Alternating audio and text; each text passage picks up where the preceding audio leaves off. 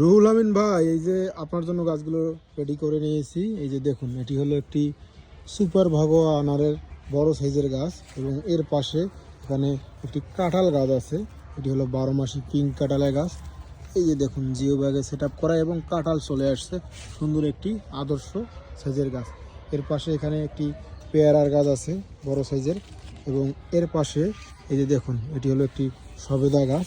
এই গাছটাতে কিন্তু ফল আছে। এই যে দেখুন কত সুন্দর সুন্দর ফল আছে। এই দিক দিয়ে দেখাই, এই যে দেখুন কত সুন্দর ফল আছে। জিও ব্যাগে সেট আপ করে দেওয়া আছে। সুন্দর একটি ঝোপালো গাছ এবং এর পাশে এখানে একটি বড়াই সেরা আছে। এই যে বড়াই সহ আছে এবং সুন্দর গাছ।